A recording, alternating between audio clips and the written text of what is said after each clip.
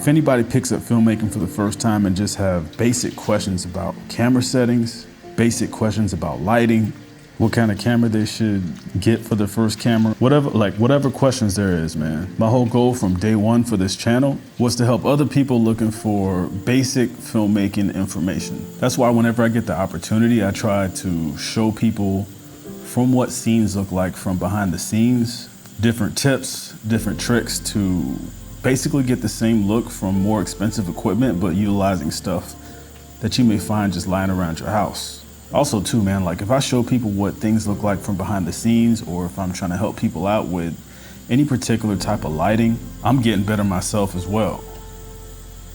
The more I know, the more I research, the more I find answers to my questions about filmmaking, about lighting, about which camera is the best tool to tell my story, getting better at exposing different scenes, the more I realize how much I don't know. That's why I always respect people who have questions. If you take a look around and notice like the people who don't ask a lot of questions, they're always telling you about themselves or like their accomplishments. Chances are that individual doesn't really know a whole lot and really doesn't have anything to offer you in terms of leveling up your filmmaking craft specifically. And they might be experts in other areas, but when it comes to actually leveling up in the filmmaking arena, they probably don't have a whole lot of information for you. These are just kind of things that I've experienced.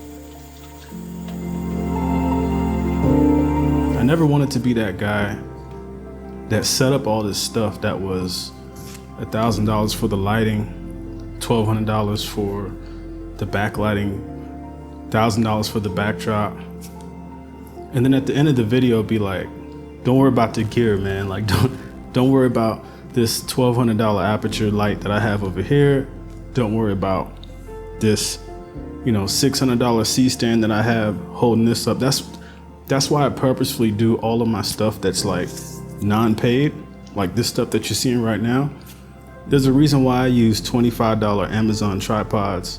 There's a reason why I use $30 soft boxes and create different ways to put lights inside of them without using Aperture 600Ds. There's reasons why you see me counterbalancing with sandbags and all that stuff, because I really want to drive home the fact that you really can do this with just stuff lying around the house. There's really not an item of equipment that you guys see on like these behind the scenes videos that I do that's non-paid that's over $50, minus the camera. Even the camera that you guys are seeing me through right now is on a Canon 77D. You can pick one of these up for like $400 or $500 with the kit lens. Right now you're looking at me through a 10 to 16, I believe it is, and that's like considered a kit lens. So I want to erase any excuses for anyone to go out and create stuff because they don't have a $600 light. I want to erase any excuses for anyone because they don't have a $600 light. The tricky thing about lights is you gotta know like what temperature does what in the camera. So depending on what you have your camera set to in terms of like temperature, that will determine what this color will look like, whether it's going to be blue or cold or whether it's going to be warm. So I know that this light right here is about 7,200 Kelvin. Now this is only an $8 bulb. They come in packs of 6. I'll put links in the description below so it's easy to find. But these lights are not color accurate at all. They're only $8. But once you get the temperature down, like once you get a good solid measurement, then you know for a fact that every one of these bulbs are going to be the same temperature. So quick like little hack, if you're not sure exactly what a bulb temperature is, like let's say you're doing an interview and there's some lighting that's within the scene that you don't have access to or you can't turn it off, but you actually need to get the temperature reading of that specific bulb so that you can match the lighting that you're bringing into the scene, then that's a good way to do it. So in order to get the look that I was going for the little short video clip or film, whatever you want to call it, was I wanted this light to be blue within the glasses, and I wanted the actual lighting on my hat and everything to be just white or just like a normal color. So that automatically lets me know that if this light that I want to show inside the sunglasses to be blue or kind of have like a cold tint to it, then that automatically lets me know that the overhead lighting that I'm using has to be a warmer temperature, so you can see the temperature variation between the two bulbs. So this overhead lighting, I'm gonna go ahead and go with 5,000, and then this tube lighting, whatever you want to call this, is going to be set to 7,200. So that's how I'm able to get this light to look blue within that short film. And then the lighting that was overhead was just kind of a neutral white color.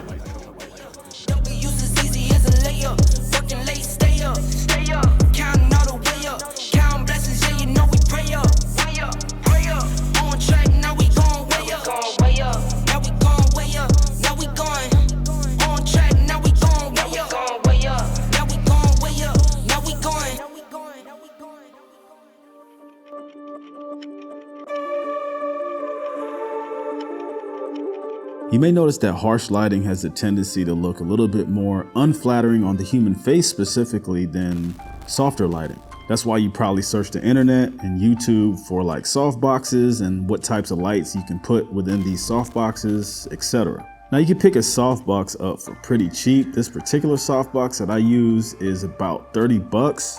It's by a company called Glow. I think Godox makes one that's pretty similar to this one. Typically you put these within like a Bowens mount, and they have various lights that fit within them as well, like the Aperture 120D or the SL60 or the ML60, which is like the newer version. But most of the time, if I'm just lighting just either myself or one subject, I'm finding that I'm not really using these lights at 100%. I'm typically using them at like 30-40% for most of the scenes. And so if I'm using an ML60 at 40 or 50%, that's really only 30 watts. You can easily resource a 30-watt source of lighting from lighting solutions from Aperture like the M9, or like what you see here, which is the WeLight RGB lights. And you can kind of fit them or wedge them in between where the Bowens mount attaches to the softbox. The best part about it is it's portable, and you've got about 2 hours of nice quality lighting that you can take around anywhere you go.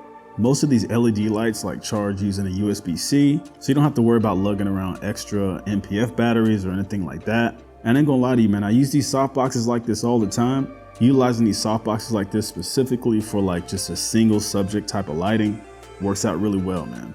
Anyways, guys, that's all for this video, man. I appreciate y'all stopping by once again. I'll see y'all in one of my next videos, man. Peace.